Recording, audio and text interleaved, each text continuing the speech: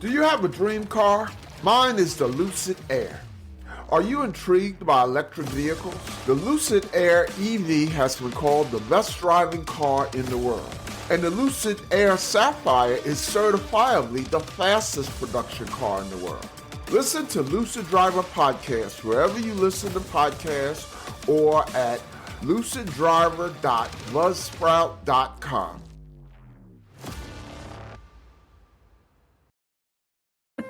So if you're buying, I'll probably do some lovely Bordeaux wine, maybe an Haute Brion, a Premier Cru, Class A, high-end bottle. Probably runs about $1,000 a bottle. But if I'm buying, it would probably be a Riesling from Trimbach in Alsace, which is probably more around $15 a bottle. Welcome to the Joy of Cruising podcast with your host, award-winning author Paul C. Thornton, a weekly conversation with the amazing cruisers featured in the Joy of Cruising books, comprised of The Joy of Cruising, Cruising Interrupted, new release, The Joy of Cruising Again, as well as other fun, informative global cruise personalities. It's the next best thing to cruising, hearing about cruising from the unique and diverse perspectives of Paul's amazing guests. If you hear about a cruise that interests you, book it at www.thejoyofvacation.com or enter to win a free cruise for two. Again, www.thejoyofvacation.com. We really appreciate your feedback, so leave us a text. Paul can't reply, but he may read your text on the air.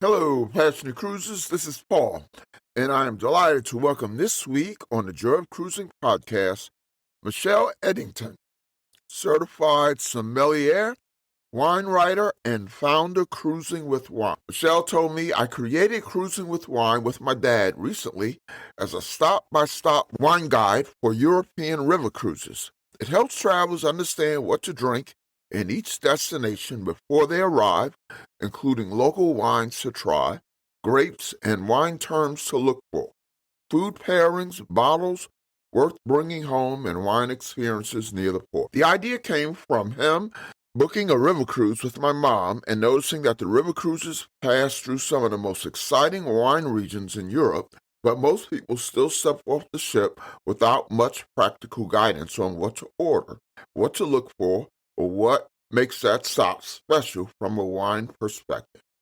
Michele worked in wine and hospitality for more than a decade, is a certified sommelier, and has spent years helping people feel more confident about wine in a real-world, approachable way. Cruising with Wine is her way of bringing that same kind of guidance to river cruises. Michele has written a few books about wine, and you can see her collection of odd things, books, blog, sustainability, food culture, and much more at our personal website, MicheleGarglio.com. Welcome, Michele, to the Joy of Cruising podcast. Thank you. It's so nice to be here. How you doing? I'm great today. It's a beautiful day. The sun is shining. I wish I was on a cruise, but other than that, it couldn't be better. Oh, great. Where were you talking to each other from? I am in Philadelphia. Oh, okay. So my old stomping grounds. I live. Do you live there? Are you from there? I'm from Jersey originally, but I've been in Philly for 15 years now. So Okay. Yeah. So I did the majority of my adult life I spent in Wilmington, Delaware. So I'm very familiar with Philly. I worked in Philly for a while. So yeah, Philly is sort of my adult home. Uh, I'm in Virginia now, so we probably have similar weather. okay. Yeah, and I have a weather readout, and I even keep New Jersey weather and Wilmington weather. I get that every day because my daughters are still up there. So Oh, nice. yep. Uh, so before we discuss cruising with wine, tell our listeners, Michelle, about yourself in general, where you're from, where you live, which we kind of just did, family, background, anything you are willing to share with the world. Yeah, absolutely. So, like you said, my name is Michelle. I've been a sommelier in the Philly region now for about 13 So, years. so, so, how did you say that again? Say it. Sommelier. Sommelier. Okay. Well, I got a feeling I didn't say it quite as smooth as that in the intro, and I'm not going to say it quite as smooth as that throughout this discussion. So I think I said sommelier. That's close Good, enough, good. honestly. Okay. From you, I'll take that. All right, go ahead. I'm sorry. I didn't mean to interrupt. That's okay. So, I've been in the wine industry for over a decade now. Happily married to a bodybuilder named Zachary. Um, I have two wonderful parents and two sisters. I've got a couple of nephews and a niece, and we all love to vacation together and spend time together. So were you brought up in the Philadelphia area? New That's right. Jersey You did say it. originally. Yeah. Yeah. My daughter lives in Rahway. You anywhere near that? Yeah, so I grew up in Manalapan. It's by Freehold or Marlborough, so it's not far from Rahway. So you are the second sommelier I have been fortunate enough to host on the podcast in the past couple of months, actually. Many listeners have encountered sommeliers on ships, uh, particularly in specialty restaurants, but sometimes even in the main dining room, and also nicer restaurants on land. Although I've been to some pretty nice restaurants on land, and I can't say that a sommelier has come to my table. Uh, probably because I'm not, probably because of what I order. But anyway, talk about sommeliers in general. Just give an overview to my listeners. Yeah, so it's an interesting job, and there's not a lot of us. So it's not surprising that you don't run into us very often. It's a dying art. I've seen the industry take a really big hit post COVID, and it never really fully recovered. It's a fun job, but it is a challenging one. It's, of course, filled with long hours, lifting heavy boxes of wine. We often work holidays, weekends, things of that nature. So it's not always super appealing to people who want to become sommeliers. But essentially, what we do is we are wine stewards. So we walk around in restaurants, we go over to tables, talk to people if they need help selecting a wine or a beverage that will pair well with their food. We also behind the scenes do a lot of like creating wine lists, um, picking which wines you'll pour by the glass, pricing everything out, making sure the restaurants or um, organization that you're working for is making enough money, doing all the things that they're doing with all of the beverage. Now, why did you say? Well, I thought I heard you say. Correct me if I'm wrong. That it's a dying art. It's there's fewer sommeliers today than before COVID. So there was a really big shift after COVID, and sommeliers is a skilled position. We spend a lot of time taking tests. We spend a lot of time studying outside of work, and um, we're normally more expensive labor. Normally, we pay ourselves off because some of your biggest profit margins are on wine and beverage. But when COVID hit, the some of the first people to get the axe was the sommelier position because it was a bit more expensive than the servers or the bartenders, because in a lot of places, those people still make, $2 an hour, $4 an hour, versus a sommelier who normally makes, 10 to 15 to $20 an hour. Now, I suspect working sommeliers also earn quite a lot on tips.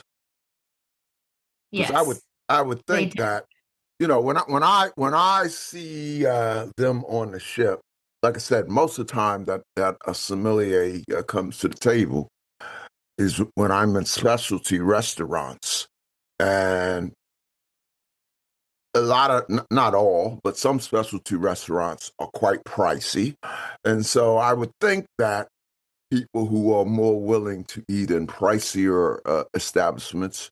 Uh, and I know this is not true because I used to be a waiter, but so I know this is not universally true. But I would think that uh, more affluent diners will be able to tip greater, and so a sommelier probably earns more in tips than just a regular waiter. We'll be right back. The Joy Vacation by Dream Vacations invites you to join us on a bucket list adventure to Africa. We're going to Kenya and Egypt for 14 days, April 10th through April 24th, 2027. A week in Kenya, including safaris, and a week in Egypt, including the pyramids and a 4-day Nile River cruise. This adventure includes air from the U.S., all transfers, all accommodations, private tours, and many meals. $5,000 to $5,500, depending on air, per person. Double occupancy. Only $250 per person deposit due at booking. The remainder is not due until late 2026. For a detailed itinerary, online brochure, and to book, email me at pthornton, THORNTON, pthornton @dreamvacations.com. Yes, that is true as well. So it depends on the establishment and how they pay you. Some sommeliers are salaried like managers, some of them are tip earning positions, and then some of them still get a percentage of the wine sales that they sell. So people do a bunch of different things with it, but in general, it's very livable, very good money to Have be a Have you ever worked as a sommelier, or is it something you have as a well? Let me say why I'm asking that question that way. The previous person that I had on was not a working sommelier. She thought she was going to be because her plan was to open a wine bar, and it didn't go that way. So she never worked as a sommelier, uh, where she would earn tips and things like that. Uh, uh, so she used it, you know, kind of for what you're doing. You have what sounds like a wonderful entrepreneurial idea, and I love entrepreneurship. Um, uh, so it sounds like she's kind of doing that. She's done some consulting with restaurants, things like that. Have you been a working sommelier, or are you similar to her? Have the skill and use the skill in other avenues? So I am a working sommelier. I have been for the 13 years actually. So I work in restaurants on floors. I work walking around in hotels. Currently, I work at the Four Seasons in Philadelphia. Oh, wow. Okay. So I can ask you a different question than I asked her, and that is, what's it like being a working sommelier?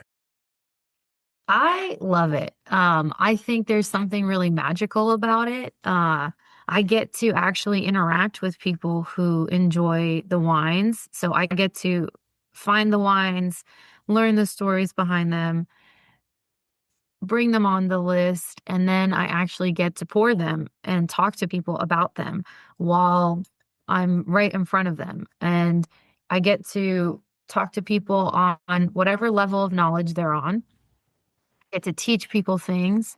Um, it's a lot of fun. I would venture to say sommeliers often can make a meal a bit more special. It's a little extra thing that you get that you just don't get in a lot of other restaurants. And it's a very much so hospitality driven, where you get to interact with people and spend actual time with them while you're talking about what they're enjoying in their glass.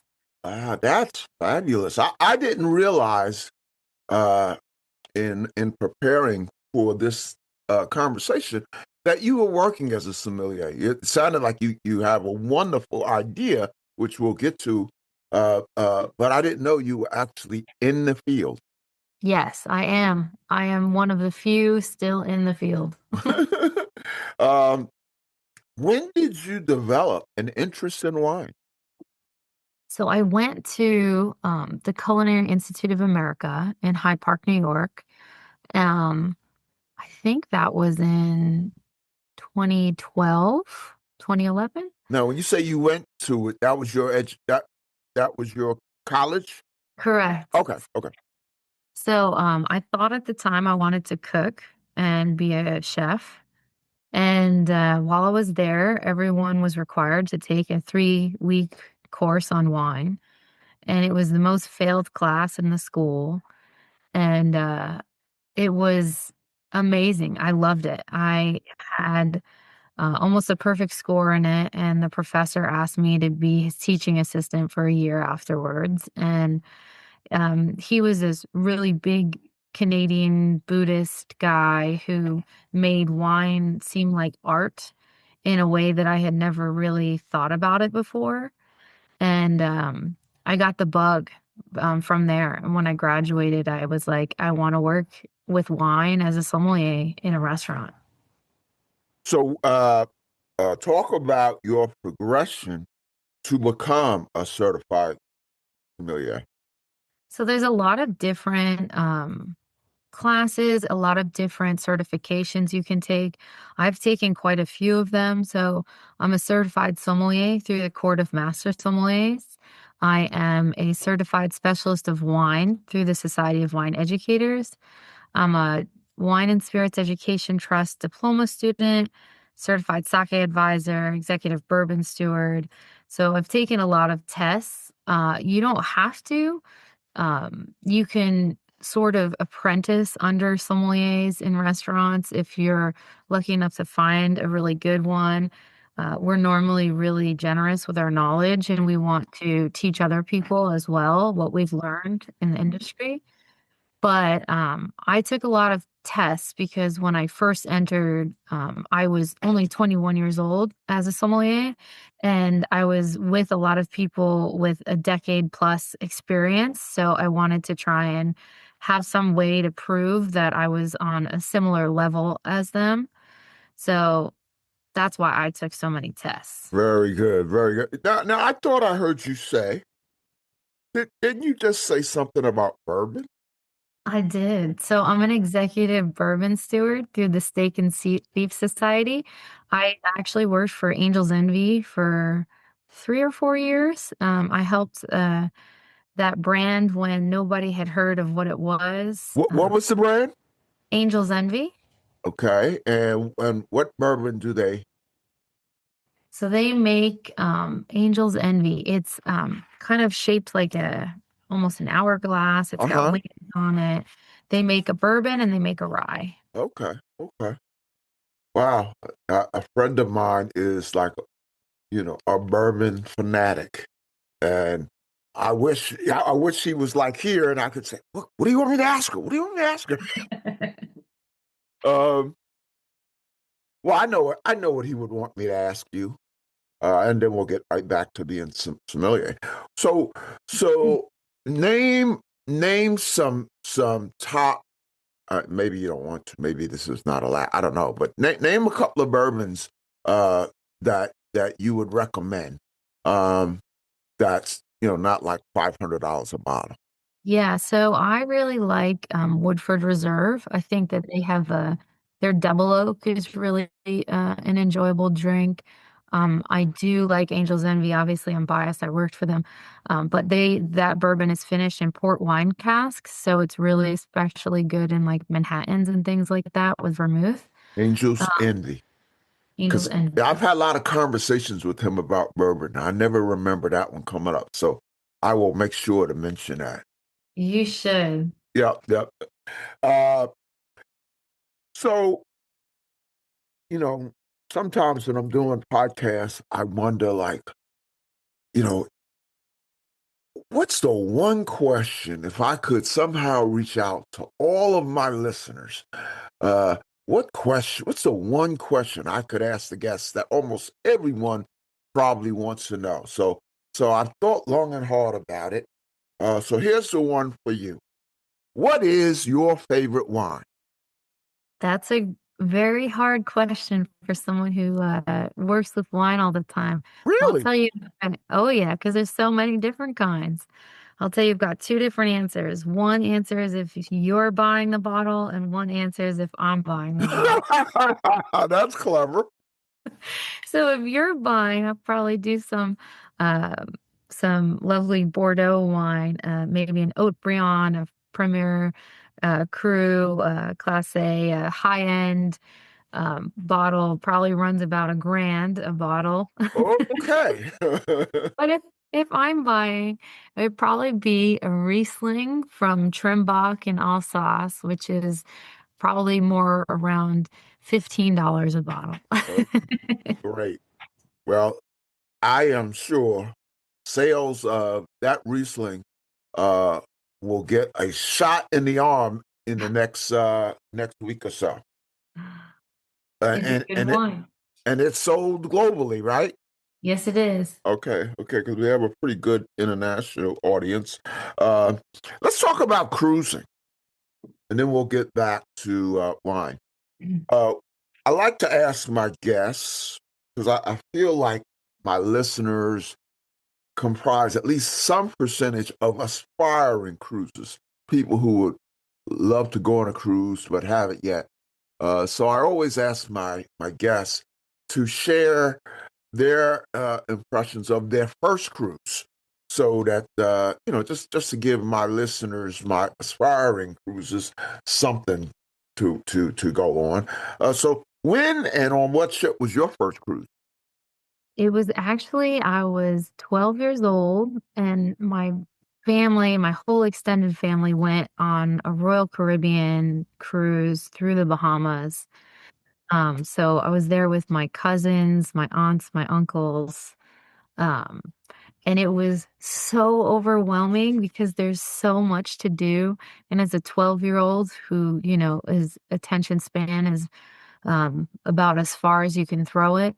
Uh, it was so exciting and just such a blast. So Hmm. much fun. So it seemed like you had great initial impressions. Did you get hooked, or did cruising have to grow on you? You're only 12.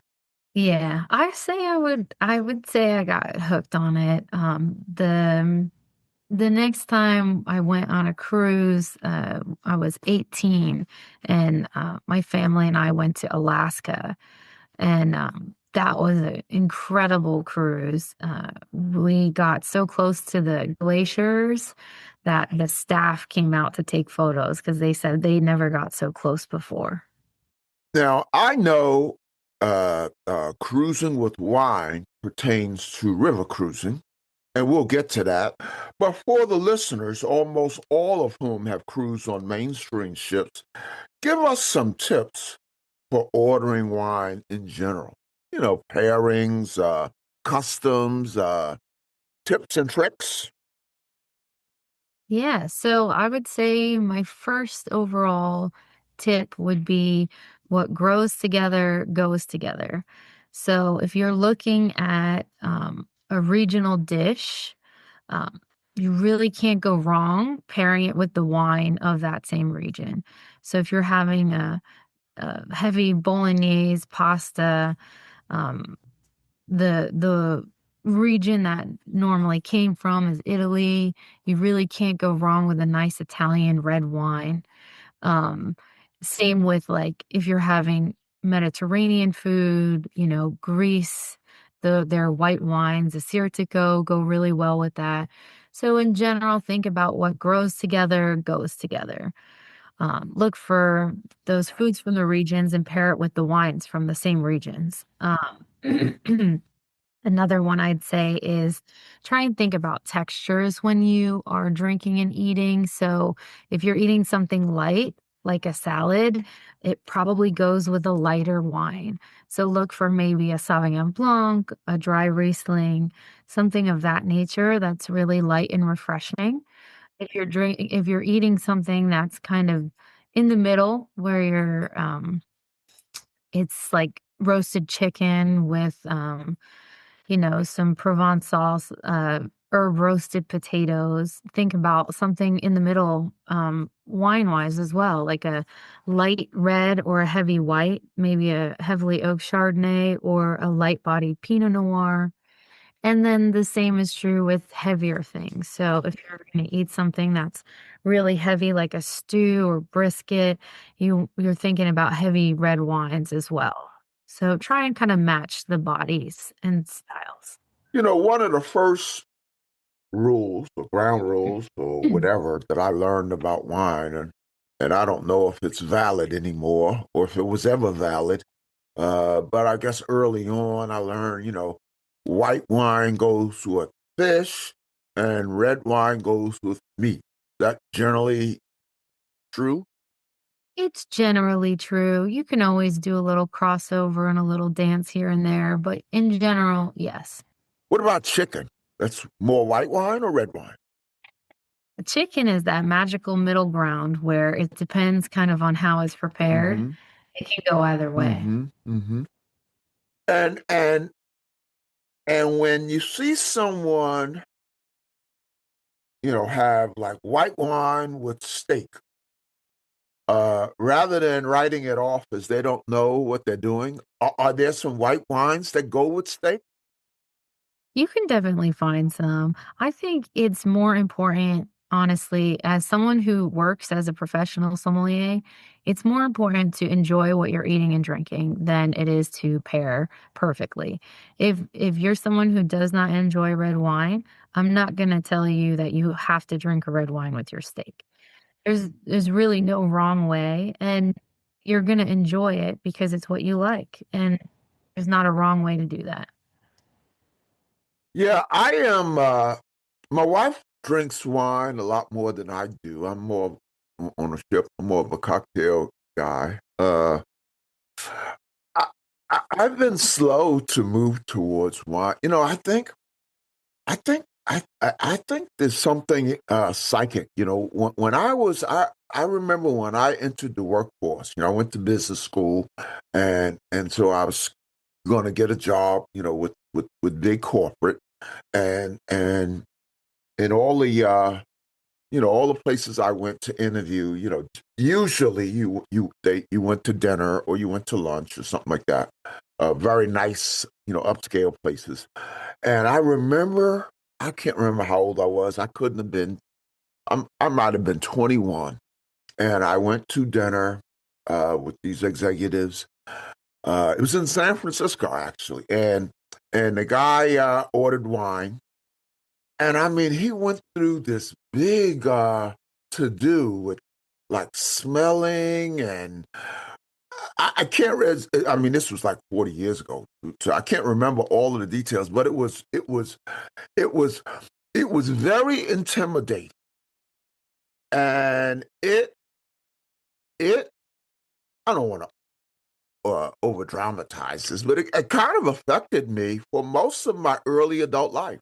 I never ordered wine in public, with around executives and stuff like that. Someone else could order, and I would drink what they ordered.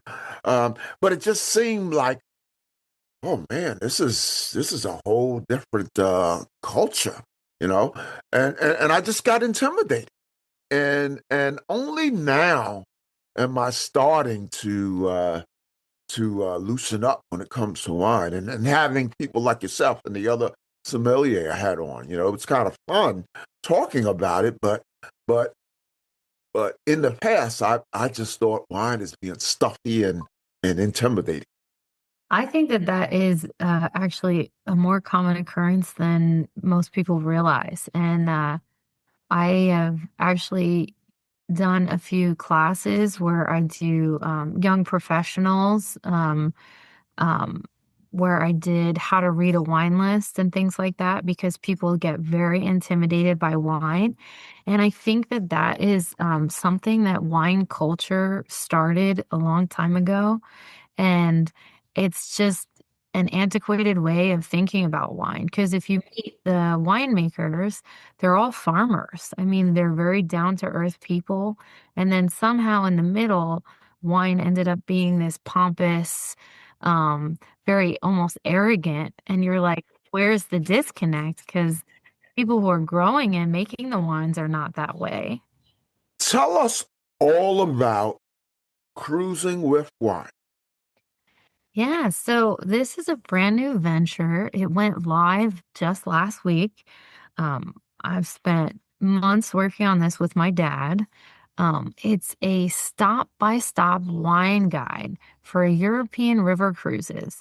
So it tells you what the region's drinks, what to order, what food to pair with it, which bottles are worth bringing home, the regional dishes of the area, how long your cruise ship normally stops, which wineries I recommend going to.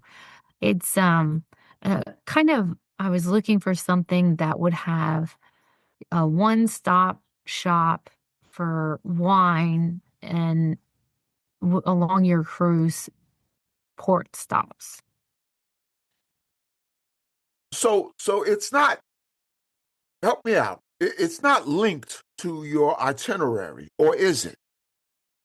So you just go in and choose which river or which country you're cruising, and you can choose your starting port and your stopping port, and then it'll populate all of the stops for you. Okay, so it is itinerary uh centric. I don't know the word I'm looking for. Yes. Okay, okay. Um, wow, that's interesting. So mechanically, how all right, let's say I'm going on a river cruise in 2 weeks with Emma Waterways uh uh in southern France. I'm describing the only river cruise I've ever been on. Um, and it leaves out of, where did this leave out? Let's just say Lyon. Okay.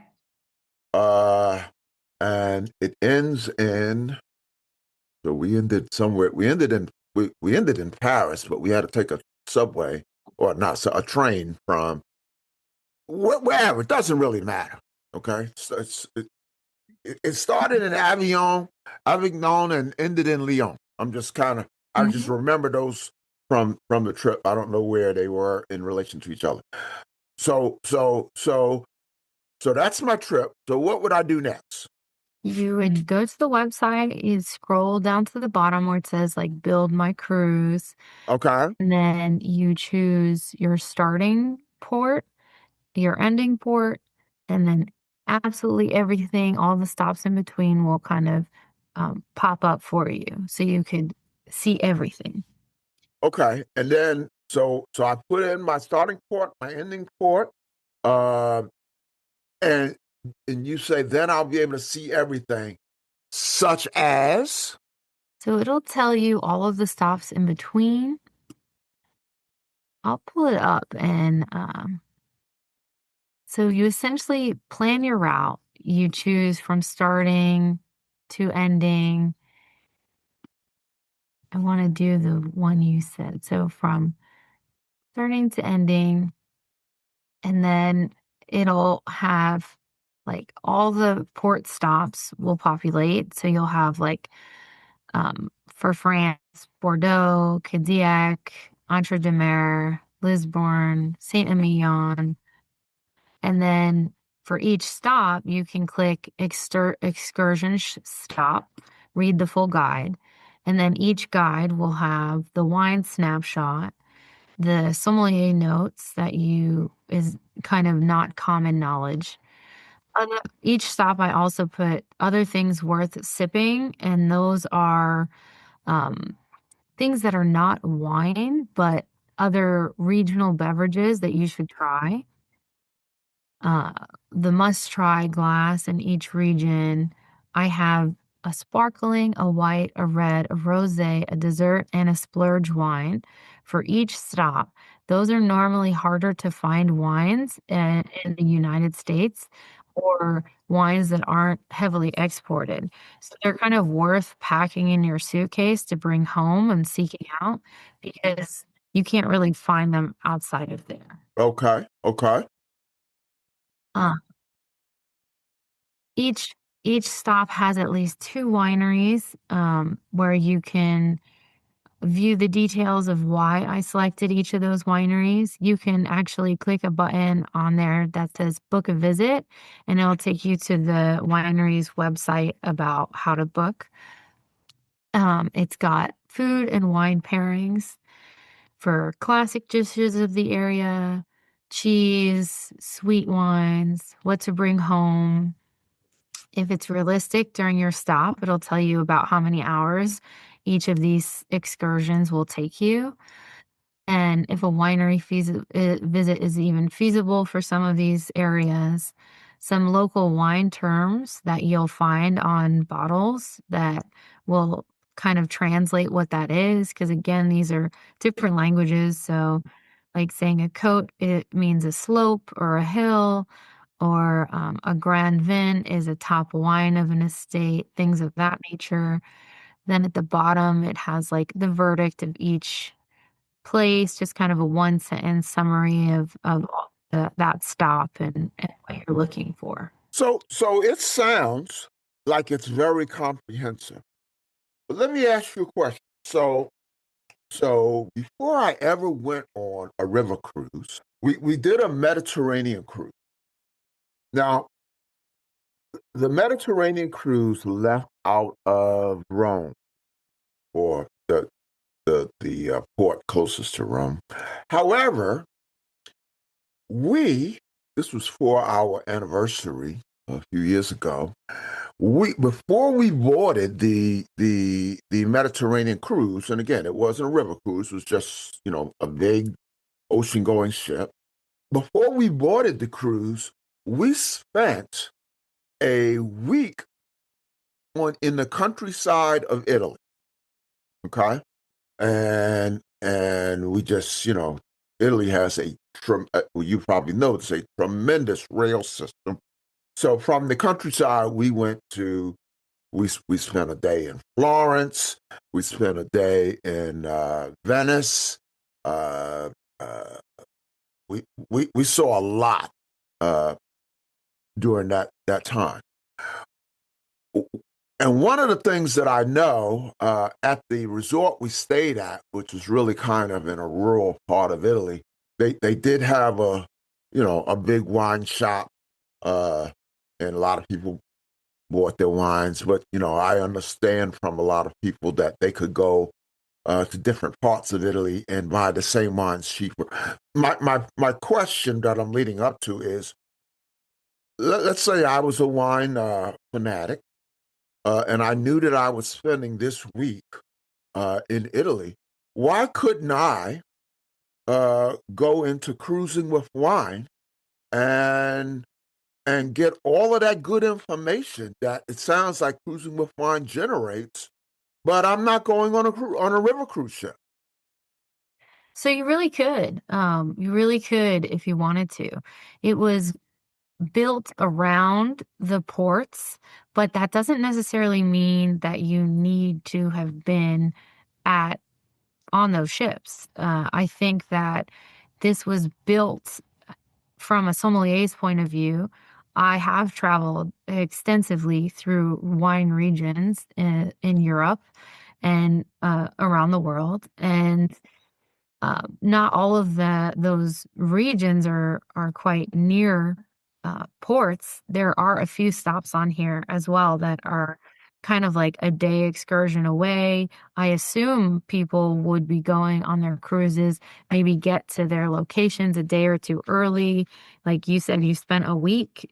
So there really is nothing stopping anyone if you're just traveling through, pulling up this information, maybe spending a few days, and then all of the wine information is kind of already made for you. You can go visit the wineries, and then while you're on your cruise, you can stop along those stops farther along. Now, as a practical matter, the pulling up you use the term pulling up this information. So to pull up this information, do you have like a subscription model? How does that work? Yeah, so I didn't want a subscription. I feel like people who go on cruises, on wine cruises, um, might not be going more than once a year. Some of these are quite expensive and save up for them. So it's a one-time payment. It's 1990 uh 1995, and then you have access to this and all the information forever. Forever. Um, Okay. So a one-time sign up. yes, it's a one-time sign up. And, for your listeners, I'm giving you a 20% off code so people can get 20% off it. But you purchase it once, and then whatever device you're on, you can log in with the same email and pull up that information again. Okay. Okay. So it sounds like one can benefit from this. I doubt that any of these people are listening, but one can benefit from this if they're not a cruiser at all. It's very true. Absolutely could.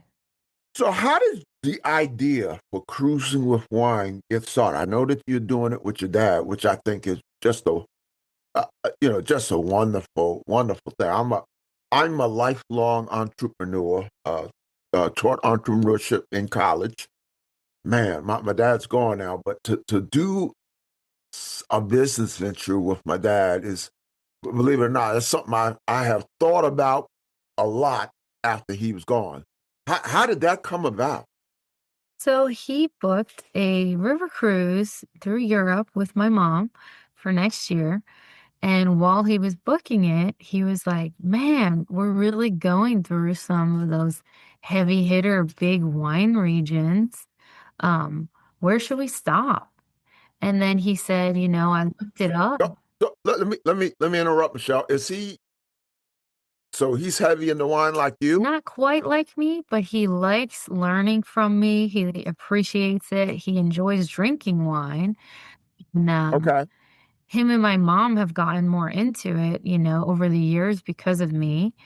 And so he was saying he was looking up things and there was no real guides for it. And, he said, I looked at it and so many people love cruising and going on cruises, and they're going through such absolutely major heavy hitter wine regions, and France and Portugal and Germany, but no one would even know that they're in these wine meccas while they're going off onto to port. And so we kind of came up with this idea to build a guide that would have everything you would need to know about the wines of the region and the area and what to drink and what to eat, and very food and wine focused, because that's what I'm very good at. Well, why do you suppose wine is an overlooked part of the river cruise experience? I think it's just kind of an afterthought. I think most people, when they're traveling, they want to go see the museums, the castles, the really cool architecture, the buildings. Um, And a lot of times when you go to these places, if you just stop in a restaurant and you just order a white wine, a red wine, they're coming from right in that area. And people will tell you all the time, people tell me all the time, the best wine I ever had was at this little restaurant. I don't even know the name of the wine. It came out in a jug. and it was the best wine I ever had.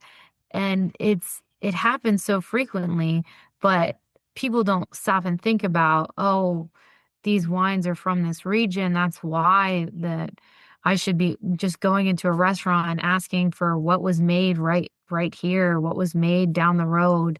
Um, I think it's just you're on a cruise and there's itineraries and there's excursions and you're going here for a few hours and you're going here for a few hours, and wine is just kind of forgotten about in that mix. Michelle, that's kind of interesting. Do you ever do that? You ever sit in a spot, a small spot, and say, you know, let me have what was made right here. All the time. All the time. I think it's the best way to try some of these wines. The other thing is a lot of these little wines are not exported at all. They either don't make enough of it or it's too expensive for them. A lot of them are small wineries and family-owned businesses, and they're not trying to do the shipping across seas. They're not trying to find an importer, someone to distribute them, someone to represent them. So they don't leave the regions, and it's just drank by the locals. And So you can kind of say, if you don't plan to go back to that region, you can say, "Oh, that's a once in a it lifetime." is, yeah. And, those wines really taste different when you're drinking them in the place they were made. They taste more at home.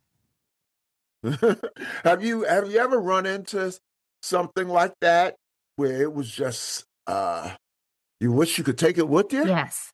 Yes, absolutely. Um, so many times in my wine travels and studies, I've tried wines that, there's only so much room in your suitcase. You can pack things and bring them back. You can only get rid of so many pairs of shoes before there's no room left. And you try these wines that are just absolutely stunning. And so many times I've done that. And then I'm like, I'll find them when I get back home. And you can't get them here. And then you're like, damn, that was a good bottle of wine. And I'll always remember that moment and that bottle of wine. But I guess I just got to go back there to try it again. So they sign up, I think you said 1995 or 1999. And so that gives them a pass essentially for life. Yes, So they just keep going back to the site and they just change the variables of their trip. correct. Okay, and they can use it as much as they Yes, they want. can. So if they're going, like me, uh, not even going, let's say it's not a cruise involved. They're just flying to Italy, and going to spend a week in the countryside, like I did. Uh, and yeah, that sounds great. It sounds like you can put together, because there were some that I remember at that resort. There were some excursions to wineries. Now, we didn't take any because, as I told you, we weren't big wine people. Plus, we were going to do a lot of excursions on the ship, and instead, we just wanted to see that region of Italy, and by train. Okay, uh, hey, say something about your books. Yeah, so I have a couple of very whimsical books, I would say is the word for them. I wanted to make wine fun again, so they're called Pairing Paws. Dog breeds in their spirit wines, and Pairing Paws, cat breeds in their spirit wines. And I picked about 50 different breeds of dogs and 50 different breeds of cats. And I went through the history of the breed, what their personalities are like, and then I paired them with wines that I thought had similar personalities. That is whimsical. Yeah, and it reminds me. I don't mean to keep comparing you or keep contrasting you with the other sommelier I had on. She had, your thing with pets, I think, is very, very innovative and novel. And she had a similar idea. She had pairings with TV Very shows. cute. so so yeah, that's that's interesting. How'd your books? Are your books doing all right? Okay. Yeah, they do pretty good. I still sell some books, every month. Pairing Paws Dog Breeds came out in 2021. I still sell books every month, and the Cat Breeds came out last year, and it's going strong. Are they available just through your site or also on Amazon? No, they're on Amazon. They're on barnesandnoble.com, walmart.com, target.com, all the book sales online, you can find them on. Okay, there you go, listeners, and also as Michelle mentioned, we'll have a link on the show notes for cruising with wine. And again, you don't have to have a river cruise planned to take advantage of this, but if you do have a river cruise planned, it sounds like it's if I may say so, a no-brainer. Uh, let's talk about the future, Michelle. You got any cruise plans? What do you have booked? Oh, so I'm trying to convince my husband for next year. I want to head to uh, Avalon Waterways Rhine. But this year, actually on Sunday, we're leaving to go to Bulgaria. So we're going to check out some of the wines of Bulgaria because I don't know very much about them yet. So uh, I'm excited to go and learn. But hopefully next year we'll get on a river Oh, cruise. wow. Well, you'll be in Bulgaria, I think, when your episode airs. That's exciting. um, what's on your cruise and travel bucket list? I really want to go through Portugal and Egypt on a cruise. I think that those cruises look so beautiful and so fun. Hmm. Well, can't help you with the cruise part, but I'm actually leading a group to Egypt next year. We're actually going a week in Kenya and then a week in Egypt. And now the week in Egypt will include a Nile cruise. Oh, very cool. So, so you know, uh, can't not it's not a cruise. It's a land trip, but there's a cruise involved. Um, uh, what does the future hold for cruising with wine? Yeah, so I'm gonna add more cruises as more cruise lines pop up and more different ports. I'm gonna try and keep up and add as many as I can. I'll be adding other countries as much as I can as well. Egypt, I'm currently working on. So, yeah, I think I'm gonna just continue building the site as much as I can and make this a really good wine travel guide for as many people out there as I can. Yeah, well, that's good because Egypt will be up. It sounds like you're working on Egypt, and we're not leaving for 10 more months. So, It should be yeah, ready. yep. Um, you ever consider a podcast? I don't It know. it It's sounds like your subject matter. First of all, you have something to market, so that would help that. Plus, you just have very, very interesting subject matter. I've learned so much just in I don't know how long we've been talking, 40 minutes, half hour we've been talking, and I just think that a lot of people, well, I should speak for myself.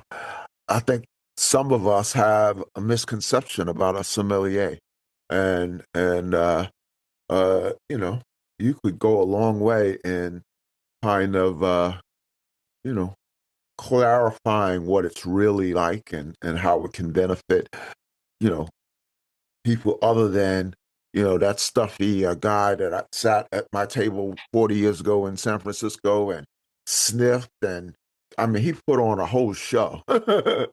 I'm sure he did. So before we let you go, Michelle, a few light, dare I say, even fun cruise questions.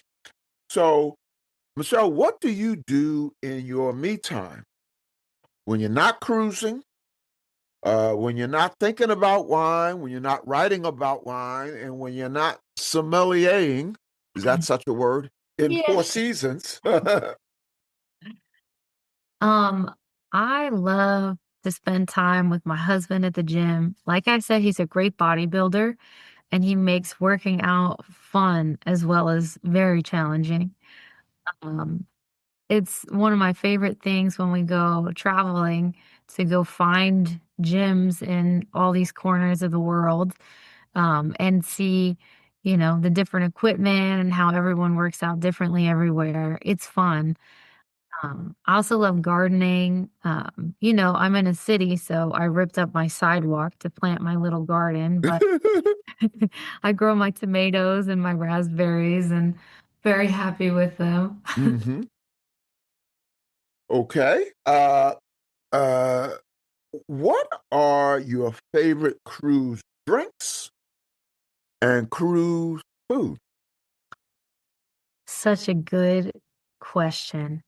Um, Obviously, I love trying the local wines, but if I have to choose something besides wines, a good go-to I love on cruises are Aperol spritzes, so light and refreshing, and porn star martinis, which is a passion fruit, vanilla bean, vodka, and sparkling wine, also very refreshing.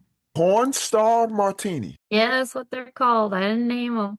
Okay. Because I love martinis and I love ordering like, what's the right word? Fruity, Oh, you'll love it. You'll different love it. martinis. And that sounds like, uh, I'm just wondering if I walk up to the bartender and ask for a porn star They'll martini, know. will they look at me? They'll know? They'll know. Okay. It's so you know how everyone these days are drinking espresso martinis? Yeah, yeah. In Europe, it's the porn star. Everyone, if you're not drinking a porn star, you're not hip, you're not with it. There you go. Okay. I got that one down. Uh, oh, what about food? My goodness. I eat everything, I feel like. Well, I love especially seafood when you're on the sea, there's something kinda magical. I know that it probably wasn't caught on the cruise ship, but I feel like mentally I think it was. So I love trying the fish, the local fish. It's also cheese. I always seek out the cheese on cruise ships. I feel like Yeah. you get such fun cheeses. Yeah, that was a highlight for me on the river cruise. Yeah, Oh my goodness, they had a cheese spread every night. You know, I it love was it. yeah, it was uh, another charcuterie to the next level. Here's a question. This is sort of the opposite of the bucket list question. Uh, where are you most gratified for having visited on a cruise? I would say Alaska. It was such a different experience, especially because we went in the summer, so the sun, like, never set. It was, 3 o'clock in the morning, and you're looking at the sun hugging the horizon, and you're like, "This is so bizarre." And I got to see whales, and it was the first time I saw whales in person. It was a really special cruise. That was a very special one. Okay. Last question. What's your most memorable or funniest or even most embarrassing cruise or port experience? Let's see. Um, Probably the funniest is when I went on that cruise to the Caribbean with my extended family. My Because this is cousin the one when you were 12? Yes. Okay. My cousin Lisa, she was, I think, 18, almost got left at one of the ports, and we were all running around looking for her. And at one point, my sister and I, because we were younger, had kind of given up and we were just on the top deck, just looking out at the crowd. And we actually saw her sprinting, like full sprinting. And she has red curly hair. So you could see her from a distance. And we were like, go, Lisa, go. And we were screaming and cheering her on. And she got on the ship, but I mean, they were taking down the gangplanks and everything. We were like, "Oh my god, is she gonna make it?" So on your very first cruise, you almost, a member of your party almost became a peer runner. Almost. Well, Yeah. they were a peer runner, but they made it. Yes. Well, Michelle, thank you so much for coming on the Joy of Cruising podcast. Uh, all the best to you in your career as a sommelier, and especially all the best, heartfelt all the best as an entrepreneur to you and your dad on your project, Cruising with Wine. And I know, well, I should say I know, I'm confident. We have listeners in 152 countries, uh, and I'm confident that some will use your link to try out Cruising with Wine, um, whether they have a river cruise planned or not. So Thank you so much. you're very welcome, and I wish you all the best. And I got a feeling we'll be hearing more from you. I can easily see a Cruising with Wine podcast, and maybe another book. And so maybe we'll check in on you in a year, and you can come back on the Joy Cruising podcast and tell us how successful, because I think it's going to be very successful, how successful Cruising with Wine is. Oh, yes, Cruising with Wine. Thank you so much, Paul. I look forward to it. I'll come back a year from now. All righty, I'll pencil it in. Sounds good. All right, Michelle, as I like to say, we'll see you on the ocean. All right. The Joy of Cruising and Cruising Interrupted, each $16.99 plus shipping, and new release, The Joy of Cruising Again for $18.99 can be ordered at the link on thejoyofcruisingpodcast.com. For each of the 3 books, use the discount code Joy of Cruising Podcast and get $4 off. The Joy of Cruising books are also available at Amazon. Order the ebook at Amazon or your favorite online retailer. Stay in touch by joining the Joy of Cruising Podcast Facebook group or following the Joy of Cruising Podcast on Instagram. We're constantly adding new shows. Please leave a review and tell a friend about us. We hope you enjoyed this brief escape to the ocean. See you next week.